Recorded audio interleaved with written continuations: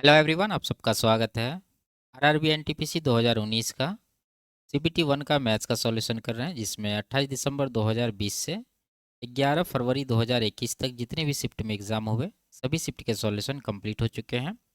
इन सब के videos playlist में मिल जाएंगे। आज की क्लास में 12 फरवरी 2021 का पहला शिफ्ट का सॉल्यूशन करेंगे और इन सब का सॉल्यूशन पहले ही कंप्लीट हो चुका है। इनके वीडियोज़ देखने के लिए प्लेलिस्ट विजिट कर सकते हैं, लिंक नीचे डिस्क्रिप्शन में दिया गया है। तो शुरू करते हैं। उससे पहले चैनल पर नए हैं तो चैनल को सब्सक्राइब कर दीजिए। आगे बढ़ते हैं। पहला सवाल है, एक चतुर्भुज के कोण का ये अनुपात दे रखा है, इसमें सबसे छोटे कोण का माप ज्ञात कीजिए। ठीक है, देखिए अगर हम लोग अनुपात में सबको जोड़ दें तो कितना होगा, 3, 5, 8, 7, 15 ना 24। ठीक है, 24 यूनिट। और हम लोग जानते हैं कि चतुर्भुज के चारों कोणों का योग कितना होता है, 360 डिग्री।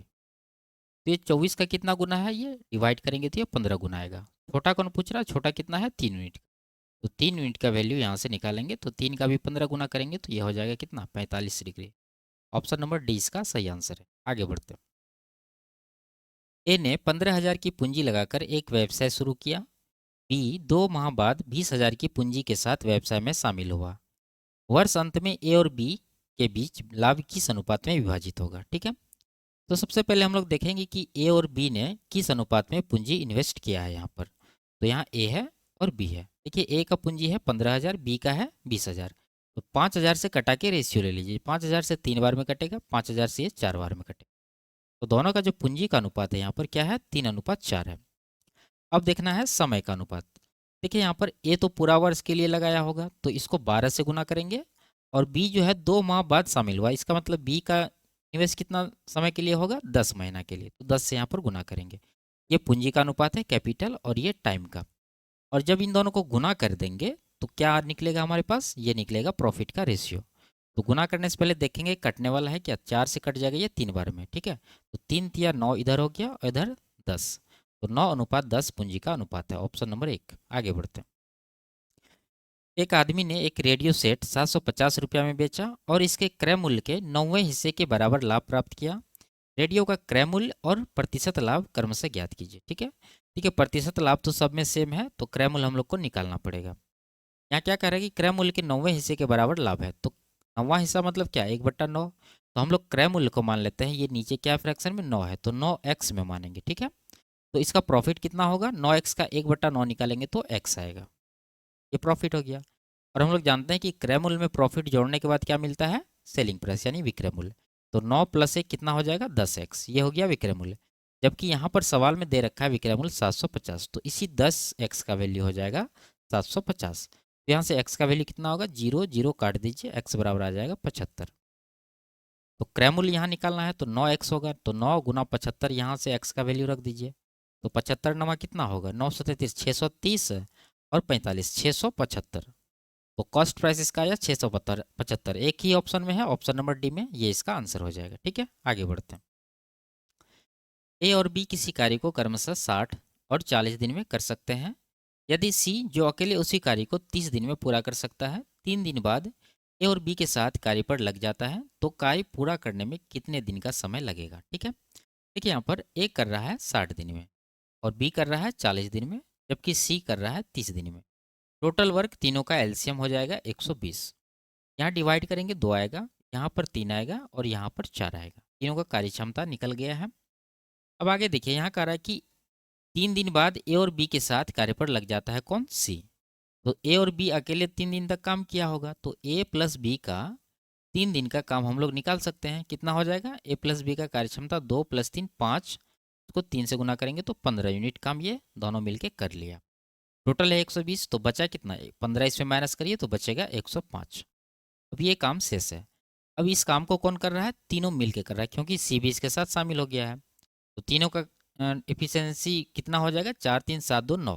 तो टाइम निकालने के लिए शेष काम को 9 से डिवाइड करेंगे। तो 3 से कटेगा 3 बार में, 3 से 35 बार में। 35/3 ये हो जाएगा कितना, 11 या 33, यानी कि 11 सही 2/3।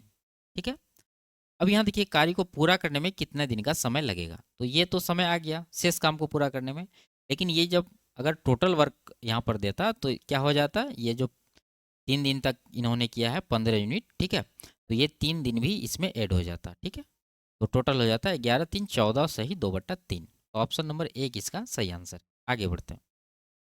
यदि y का x% 2000 के बराबर है और z का y% 4000 के बराबर है, तो x और z के बीच का संबंध क्या होगा?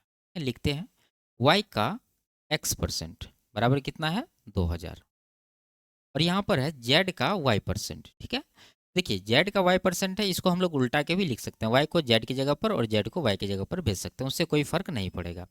तो यहाँ पर लिख सकते हैं y का z% बराबर 4000।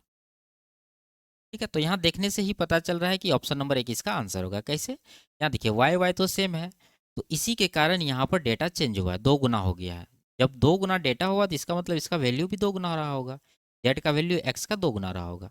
तो यानी जेड बराबर 2x यहाँ पर आंसर लगा सकते हैं। नहीं तो आप क्या करिए, यहाँ पर डिवाइड कर दीजिए नीचे वाला से ऊपर वाला को, तो वाई वाई कट जाएगा। यहाँ पर भी ये एक बार में, यहाँ से 2 बार में, तो यहाँ से x बट्टा जेड बराबर आ गया 1/2। गुना कर देंगे, जेड बराबर कितना होगा 2 गुना x 2 है। तो इस तरह से भी निकाल सकते हैं। आगे बढ़ते हैं। दो समरूप त्रिभुजों की ऊंचाइयां क्रमशः 4 और 6 सेंटीमीटर है। यदि बड़े त्रिभुज का क्षेत्रफल 36 सेंटीमीटर स्क्वायर है तो दूसरे त्रिभुज का क्षेत्रफल ज्ञात कीजिए। ये समरूप त्रिभुज है, ऊंचाई का रेशियो यहाँ पर दे रखा है, तो इसका जो एरिया का रेशियो हो जाएगा वो क्या होगा, इसके स्क्वायर में, यानी कि 4 चौके 16 और 6 छके 36। तो यहाँ पर बड़ा त्रिभुज का क्षेत्रफल कितना 36 है, जबकि सवाल में भी 36 दे रखा है, इसका मतलब 36 का वैल्यू 36 है, तो 16 का कितना होगा 16 ही होगा। तो ऑप्शन नंबर डी इसका आंसर होगा। आगे बढ़ते हैं।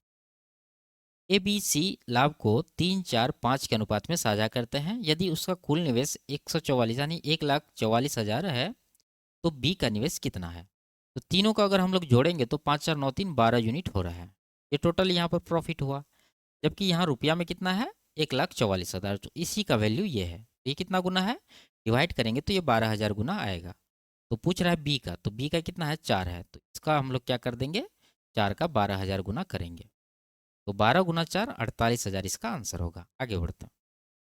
एक व्यक्ति एक निश्चित वार्षिक चक्रवृद्धि ब्याज की दर पर 3 वर्ष के लिए 5,000 की राशि का निवेश करता है। पहले वर्ष के अंत में यह धनराशि 5600 रुपया हो जाती है। ब्याज की वार्षिक दर याद कीजिए। ठीक है, देखिए एक वर्ष में क्या हो गया 5,000 से 5,600, तो यहाँ पर 600 का ब्याज मिला है, तो यहाँ पर रेट निकालना है तो आराम से निकाल सकते हैं। 600 का ब्याज है और इसका मूलधन कितना है 5,000, और इसको 100% से गुना करेंगे तो रेट निकलेगा। 0 0 काटेंगे, 0 0 यहाँ भी 5 से 12 बार में, तो 12% इसका रेट होगा। आगे बढ़ते हैं। इसमें क्या कर रहा है कि ये जो है 816, ये 1275 का कितना हिस्सा है, तो निकाल लेते हैं।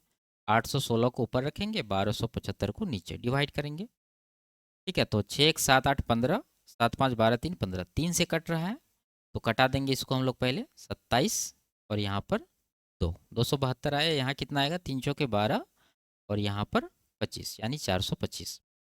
अब देखिए किससे कटेगा, तो ये तो 5 से कट ही रहा है और 25 से भी कट रहा है, तो 25 से इसको कटाते हैं हम लोग रफ में। तो 425 को अगर 25 से डिवाइड करेंगे तो 25 से कम 25 बचा 17, 25 17 175, यानी 17 बार में ये कट रहा है। इसका मतलब 17 से दोनों डेटा कटेगा। 17 से इसको कटाएंगे, 17 1 17, 17 6 के 102, ये 17 से कट जाएगा 25 बार में, 16/25 इसका आंसर होगा। Option number 1। आगे बढ़ता हूँ। दो भागीदारों ए और बी ने क्रमशः 12,000 और 8,000 की पूंजी के साथ एक व्यवसाय शुरू किया और पहले वर्ष के अंत में 1,800 रुपया का लाभ प्राप्त किया कमाया। लाभ में बी को प्राप्त होने वाला हिस्सा ज्ञात कीजिए। तो यहाँ देखिए पूंजी का अनुपात में लाभ को बांटते हैं, तो पूंजी का अनुपात कितना होगा 6,000 से कटाएंगे 2 बार में, 6,000 से 3 बार में, 2 और 3, यानी ए और बी का जो प्रॉफिट का रेशियो होगा वो क्या होगा 2 3। दोनों को जोड़िए 5 यूनिट हो रहा है, जबकि यहाँ सवाल में प्रॉफिट कितना दे रखा है 1,800, तो इसके बराबर करेंगे। बी का निकालना, बी का कितना है 3 है, तो 3 का निकालेंगे, तो 1,800 को 5 से डिवाइड करेंगे और 3 से गुना करेंगे।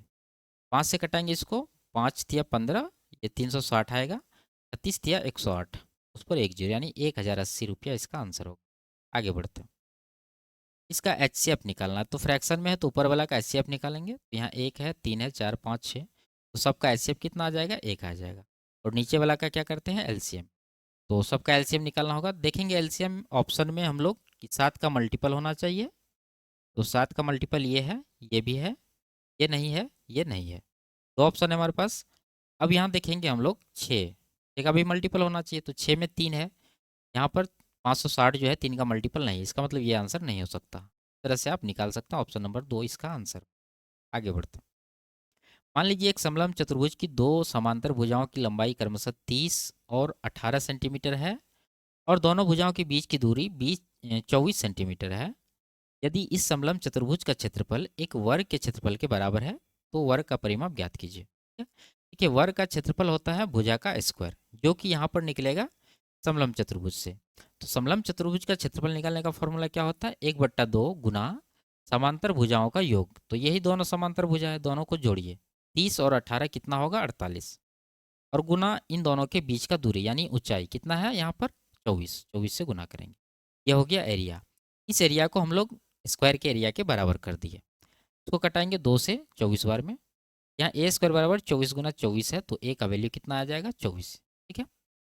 निकालना क्या है? वर्ग का परिमाप, यानी 4a निकालना है, तो कितना होगा? 96 हो जाएगा। तो ऑप्शन नंबर 2 इसका आंसर होगा। आगे बढ़ते हैं। एक धनराशि 10 वर्ष में 2 गुनी हो जाती है। साधारण ब्याज की समान दर पर यह धनराशि कितने वर्षों में 3 गुनी होगी? देखिए, 1 से 2 गुना हुआ, टाइम कितना लगा? 10 साल का। ठीक है। देखिए, यहाँ पर 1 से 2 गुना हुआ तो यहाँ पर 1 यूनिट का ब्याज है। अब यही 1 यूनिट धन जो है 3 गुना होगा, तो इसको ब्याज कितना मिलेगा? 2 यूनिट। तो देखिए, यहाँ पर 1 यूनिट ब्याज मिलता है 10 साल में, तो 2 यूनिट मिलेगा कितना साल में? 20 साल में। तो 20 साल ही इसका आंसर होगा। आगे बढ़ते हैं। इसका मान निकालना। देखिए, यहाँ पावर में माइनस है, माइनस है तो इसको हम लोग क्या करेंगे? इन्वर्स करना, यानी 1 के नीचे हो जाएगा ये। तो 1 इसको आप लिख सकते हैं 2020, नीचे 2000, इसका पावर 2008। ठीक है। ये 1 के नीचे हुआ तो इसका माइनस हट जाएगा। और गुना ये है, तो लिख सकते हैं, नहीं तो आप इमेजिन कर लीजिए यहीं पर, ये दोनों कट जाएगा, ये और ये। ठीक है। बचेगा हमारे पास सिर्फ ये 2020, यही इसका आंसर होगा। आगे बढ़ते हैं। पहली 5 पूर्ण संख्याओं का गुणनफल ज्ञात कीजिए। ठीक है। पूर्ण संख्या 0 से शुरू होती है, 0 1 2 3 इसी तरह से। तो 0 आ गया, इसको गुना में लेना है तो पूरा गुणनफल को 0 बना देगा, तो 0 ही इसका आंसर होगा। आगे बढ़ते हैं। इसमें कह रहा है कि स्टेटमेंट दे रखा है, पहला, सभी अभाज्य संख्याएं विषम संख्या होती है? नहीं, एक सम संख्या भी है जो कि अभाज्य है, वो है 2। का मतलब ये स्टेटमेंट क्या है? गलत है। अगला क्या है? अभाज्य संख्याएं केवल एक से अथवा स्वयं से विभाजित हो सकती है, ये सही है। ठीक है। तो आर, कथन आर जो है सही है, ऑप्शन नंबर डी में है, लेकिन आर सत्य है और ए असत्य है, तो ये इसका आंसर होगा। आगे बढ़ते हैं। इसको हल करना। देखिए, एक प्लस है, फिर माइनस एक है, प्लस एक माइनस एक, इसी तरह से जा रहा है। 101 पद तक जाना है। अगर हम लोग यहाँ देखें, 2 पद मिला के 0, फिर अगला 2 पद मिला के 0, फिर अगला 2 पद मिला के 0, इसी तरह से हम लोग 100 पद तक अगर निकालेंगे तो 0 ही इसका आएगा योगफल। अगर हम लोग 101वां पद में जाएंगे तो उसका मान कितना है? देखिए, 0 हो गया, उसके बाद प्लस 1 से शुरू होगा। ठीक है। तो ये प्लस 1 रहेगा, उसके बाद आएगा माइनस 1, 102वां पद। तो 101वां तक निकालना है, तो 1 इसका आंसर होगा प्लस में, तो ऑप्शन नंबर 2 इसका आंसर है। ठीक है। 100 पद तक ये क्या हो जाएगा? 0 हो जाएगा। आगे बढ़ते हैं। ए और बी का मान 350 है तथा ए और बी का अनुपात 2:5 है। बी माइनस ए का मान ज्ञात कीजिए। देखिए, दोनों का रेशियो इतना है, तो निकालना क्या है? बी माइनस ए, दोनों का डिफरेंस कितना आएगा? 3। 3 का मल्टीपल आंसर होगा, ये नहीं है, ये भी है, ये नहीं है, ये भी है। दो ऑप्शन है हमारे पास, तो निकालना भी पड़ेगा। देखिए, ए और बी का माध्य 350 है, तो ए प्लस बी हम लोग निकाल सकते हैं, कितना होगा? इसको 2 से गुना करेंगे, यानी कि 700 होगा। यानी दोनों को अगर हम लोग यहाँ जोड़ दें यूनिट में, तो कितना होगा? 2 और 5, 7 यूनिट होगा। 7 यूनिट का वैल्यू यहाँ पर लिख देते हैं, 7 यूनिट का वैल्यू है 700। निकालना किसका है? डिफरेंस 3 यूनिट का, तो इसका हो जाएगा कितना? Option number. आगे बढ़ते हैं। दो धनात्मक संख्याओं का अनुपात 3:4 है और उनके एलसीएम और एचसीएफ का गुणनफल 1200 है। संख्याओं का योग ज्ञात कीजिए।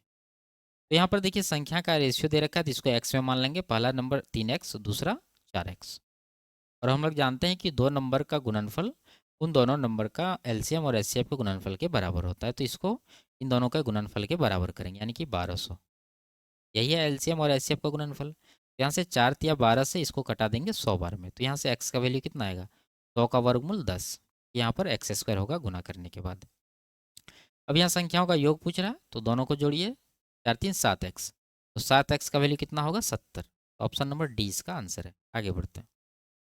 इसका मान निकालना है। ठीक है। तो 1 + 1075 का वैल्यू कितना होता है? 2 + √3। ठीक है। और नीचे है 1 - 1075, यहाँ पर भी है 2 + √3 दे देंगे। यहाँ के माइनस है तो दोनों माइनस में हो जाएगा, एक बार कर लेते हैं। 2 + 1 3 + √3, नीचे हो जाएगा क्या? देखिए एक माइनस 2 कर देंगे एक में, तो ये हो जाएगा माइनस का 1, और आगे जो है यहाँ प्लस है, आगे माइनस है, तो दोनों मिला के कितना हो जाएगा, माइनस का √3। अब यहाँ देखिए √3 हम लोग कॉमन ले लेंगे, यहाँ अंदर बच जाएगा 1 प्लस √3। और यहाँ पर अगर हम लोग माइनस कॉमन ले लेंगे, सिर्फ माइनस, तो क्या अंदर बच जाएगा 1 प्लस √3। दोनों ऊपर नीचे कट जाएगा, बचेगा हमारे पास माइनस का √3। यही इसका आंसर होगा, ऑप्शन नंबर 2। आगे बढ़ते हैं। कह रहा the paint in a container is sufficient to paint an area equal to ये। एक कंटेनर में पेंट है जो कि एक क्षेत्रफल को पेंट करने के लिए पर्याप्त है। हाउ मैनी ब्रिक्स यानी कितने ईंट, इच मेजरिंग सबका माप दिया है ईंटों का, can be painted with the paint in container. इस माप वाले कितने ईंट पेंट किए जा सकते हैं इस पेंट से, ये जो कंटेनर में पेंट है, ठीक है। तो इसके लिए आपको निकालना होगा ईंट का कुल पृष्ठीय क्षेत्रफल, और उस क्षेत्रफल से ये टोटल क्षेत्रफल को डिवाइड करेंगे। पहले हम लोग ईंट का क्षेत्रफल निकालते हैं, ठीक है, ब्रिक्स का। तो ये कैसा होता है, घनाभाकार। ये अगर एल है तो ये बी है, ये एच है, एल बी एच हो गया। तो फॉर्मूला होता है 2 × LB यानी कि 22.5 गुना 10 प्लस BH 10 गुना 7.5 कर देंगे यहाँ पर, प्लस HL यानी कि 7.5 और 22.5 यहाँ पर गुना कर दीजिए, ये हो गया। अब यहाँ देखिए गुना करना यहाँ पर मुश्किल है, बाकी तो आसान है। हम लोग क्या करेंगे, 7.5 देखिए सब में कॉमन है, तो 7.5 हम लोग बाहर कर लेंगे।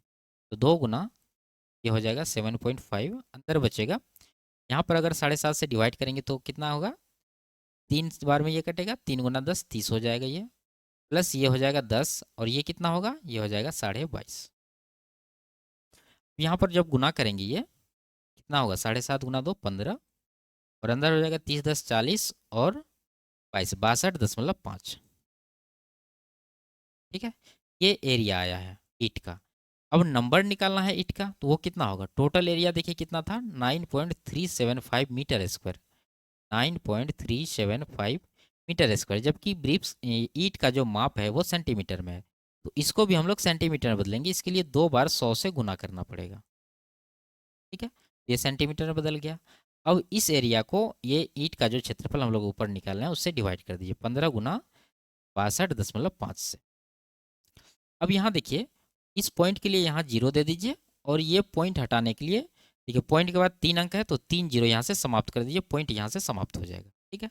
अब कटाएंगे 15 से, 15 छः के 90, 15 दूना 30, 15 पचे 75, 625, यहाँ भी है 625, दोनों को भी काट दीजिए, बचा क्या, 100। यानी नंबर ऑफ ब्रिक्स कितना है, 100। ऑप्शन नंबर 2 इसका आंसर होगा। आगे बढ़ते हैं।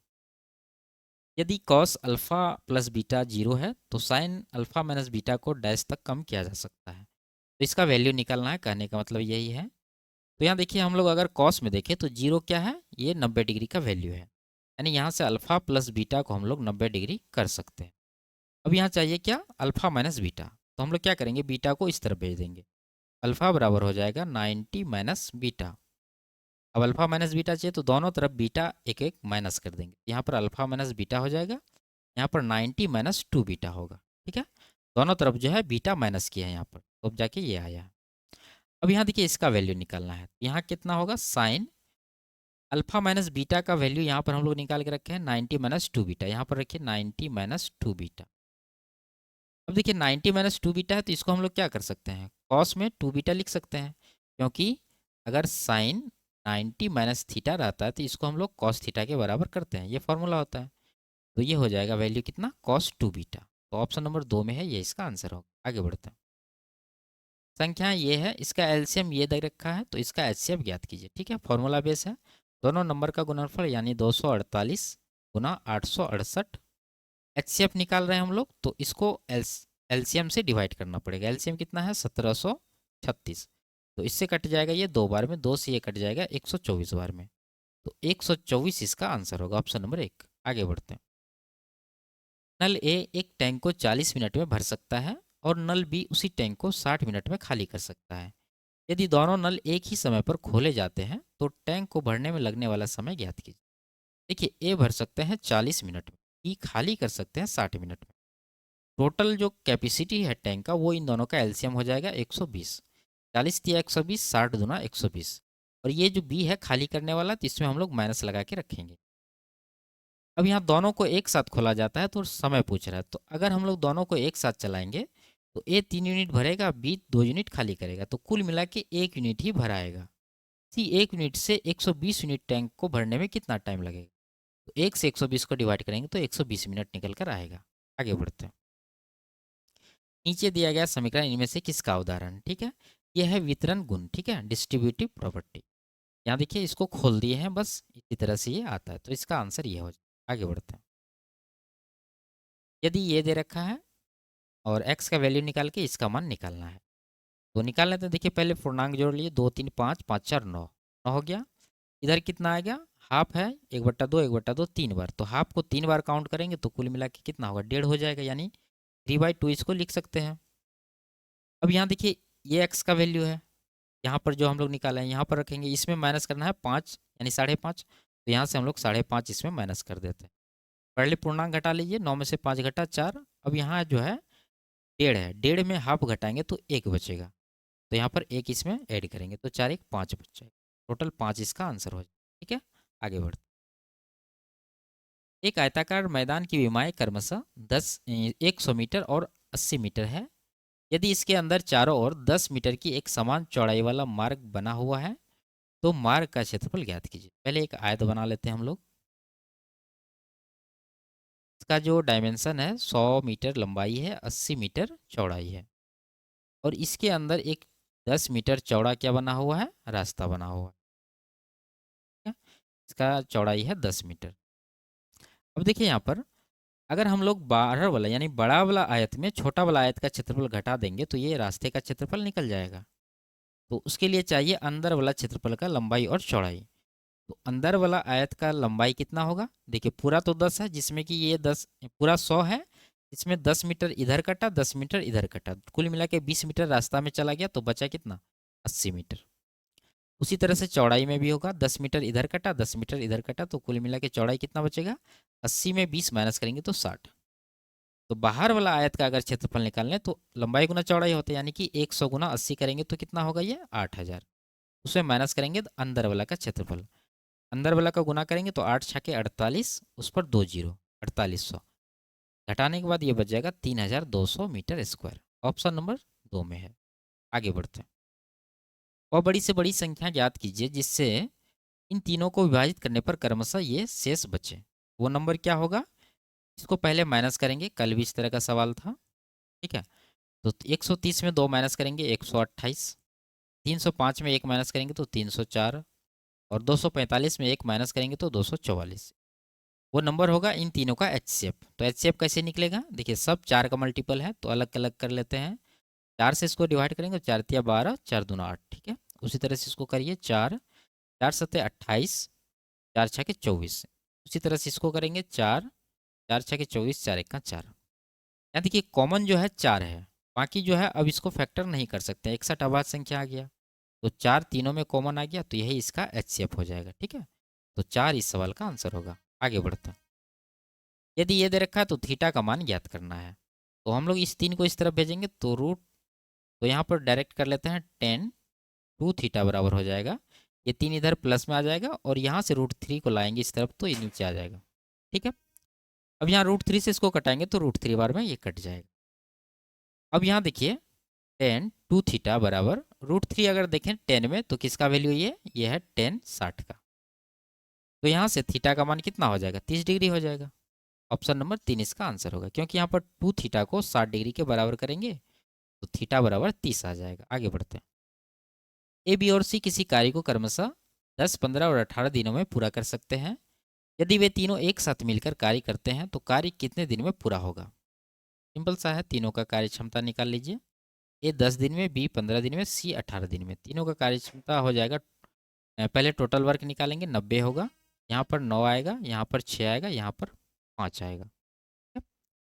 अब तीनों एक साथ काम करेगा, टोटल वर्क है 90, तीनों का कार्य क्षमता जोड़िए, 9 6 15 5 20, 20 से डिवाइड करेंगे, 0 0 कटेगा, 9/2 इसका आंसर होगा, ऑप्शन नंबर 1।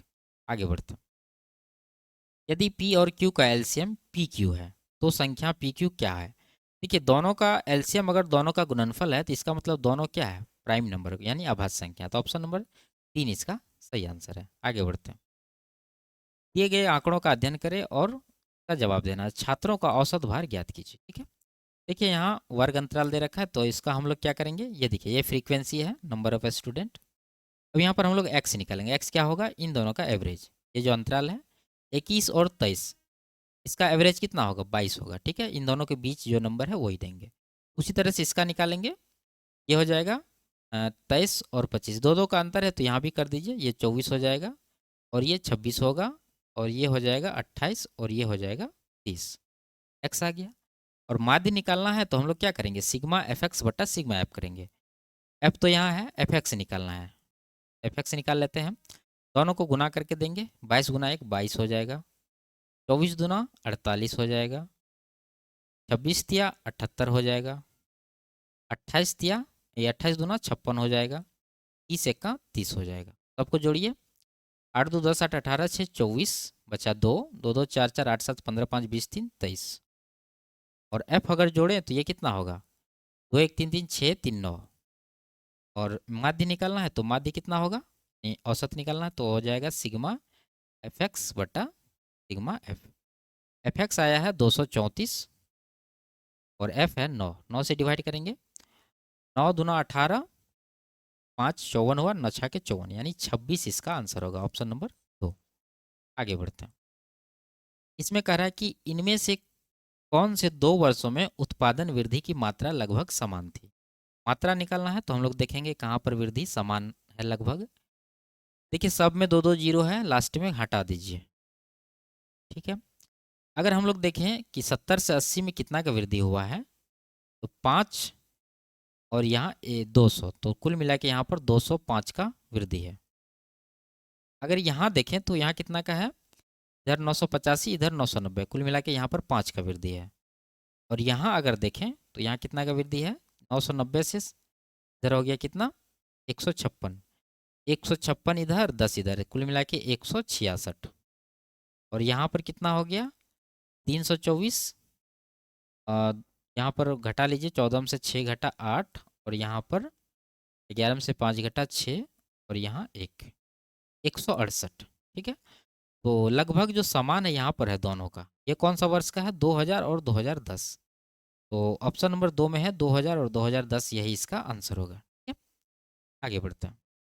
तो ये लास्ट सवाल था। वीडियो आपको कैसी लगी कमेंट में ज़रूर बताइए। अच्छी लगी तो वीडियो को लाइक शेयर और चैनल को सब्सक्राइब कर दीजिए। मिलते हैं अगले क्लास में, तब तक के लिए बाय बाय, टेक केयर।